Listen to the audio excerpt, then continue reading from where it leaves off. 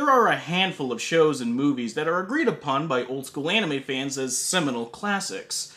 Among these elite few anime is the 1995 film Ghost in the Shell. I'm going to operate on the logic that a majority of the viewers watching this review have seen this movie and need no summary of the plot, so I'll be going along this review in a non-linear fashion. Still, in the interest of keeping everyone on the same page, I should at least provide a small synopsis. Ghost in the Shell is the story of a cyborg named Motoko Kusanagi.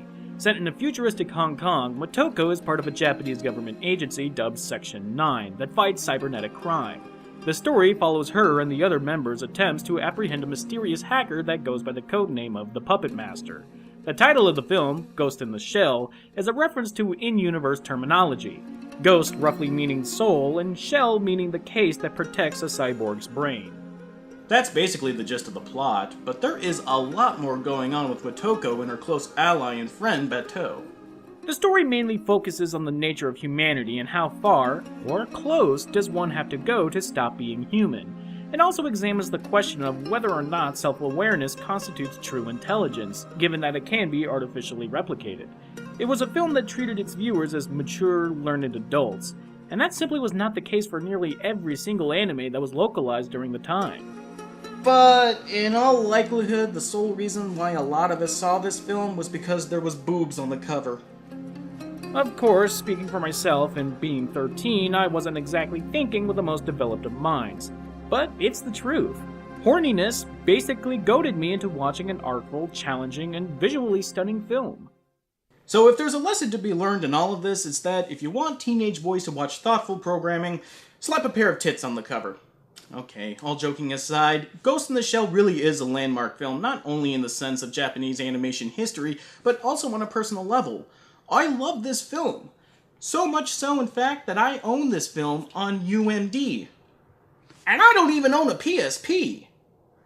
It's easily one of my favorite science fiction films of all time, along with A Scanner Darkly and Blade Runner. And in some cases, it's also one of my favorite films of all time. I'd be hard-pressed to find a film more jaw-droppingly gorgeous and atmospheric. You could teach an editing class with this film on how to attune sound with visuals and vice versa.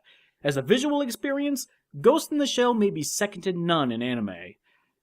But as a story, it's not that good. Come on, let me explain a little before you launch it to your hate. Even after I professed my love for this movie, I still can't get around the fact that the actual story being told is needlessly bogged down with ham-handed philosophical dialogue that would have felt more natural if it was literally shoehorned in. There are countless ingredients that make up the human body and mind, like all the components that make up me as an individual with my own personality. Sure, I have a face and voice to distinguish myself from others, but my thoughts and memories are unique only to me, and I carry a sense of my own destiny. Each of those things are just a small part of it. I collect information to use in my own way. All of that blends to create a mixture that forms me and gives rise to my conscience. I feel confined, only free to expand myself within boundaries.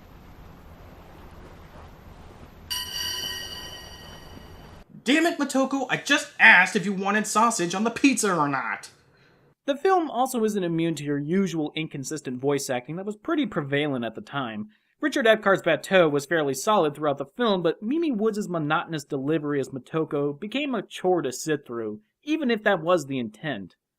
The visual design and motif of Motoko's character may have been that of an inhuman automaton, but filtering that same concept through the voice acting is only going to make the actors sound bored and stilted. Bateau, remember the words I spoke in another voice on the boat that night? I understand it now, and there are even more words that go with the passage.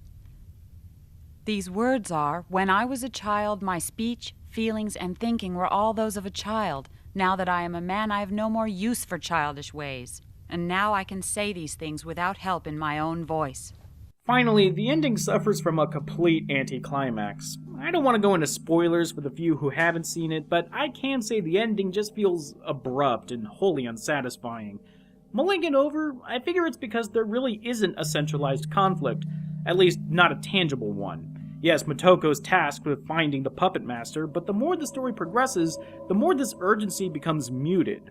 the narrative focus shifts away from catching the puppet master for legal reasons and becomes more about Motoko's own pursuit for answers to her own metaphysical questions. In this sense, the conflict at once becomes personal but hollow. The purely abstract motivations that drive Motoko are more difficult to relate to than the professional motivation of capturing a criminal. I don't know, maybe if we were cyborgs, we would be more emotionally invested in the conflict. And since we're already examining hypothetical situations that will never happen, I want a robo-dick. Still, I don't want to come off like I'm just here to bash on the film. I said that I loved Ghost in the Shell, and I truly mean it, even with the clunky philosophical dialogue. I'd rather a film lose its sense of verisimilitude for the sake of being intellectually engaging than keeping it real and lowbrow, generally speaking at least. I'm aware that sometimes a film needs to let go a sense of narrative realism in order to properly frame a metaphorical theme or mise-en-scène, but there's just no letting go of the fact that a film feels pretentious when it does that.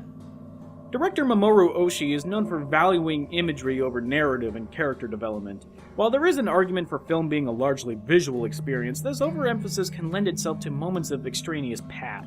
During the final climactic fight, for example, Motoko is seen dodging a tank's gunfire. The tank keeps on firing upwards at the wall, stopping just short of blowing away the word hominis. What we are seeing here is a bas-relief of several binomial names of fish in the form of a tree. There's the genus name for the sawfish, for example, and the one for skatefish. Hominis is the subspecies name for many a pest and bacterium, but it's also a Latin root word for human, specifically man in a general form.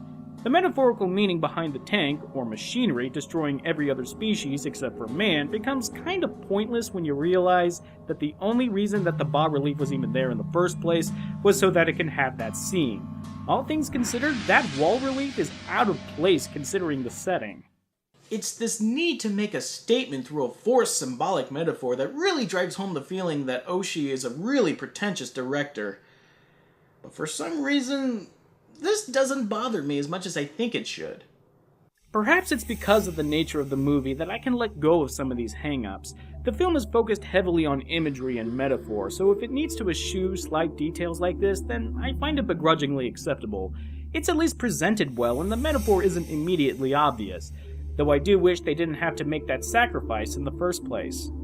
Thankfully, though, the film doesn't sacrifice anything of the story when it comes to its subtle feminist treatise on identity. I would argue that the film's feminist message far outweighs what it has to say about the human condition and technology in terms of intellectual sustenance, mainly because of anime's background. Let's face it, anime has a history of not having the most progressive view of women. So to see an anime take a more thoughtful and critical approach to how society views women's bodies as little more than ornamental amusement is truly groundbreaking. Ghost in the Shell manages to say everything it needs to about the objectification of women without having a single line of dialogue dedicated to it. By relying on visuals and literally making Motoko's body an object of metal and wires, the film takes this misogynistic view and lays it within a new context to better show the inherent absurdity. There are several scenes where Motoko is nude, for example, but they are never meant to infer eroticism. There are two scenes that perfectly demonstrate this, one towards the beginning and one towards the end. We open with completely sterile and clinical shots of Motoko's robotic body being constructed.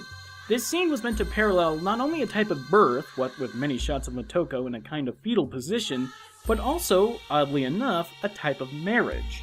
The choir singing in the background are chanting a type of marital charm meant to ward off evil spirits during a wedding.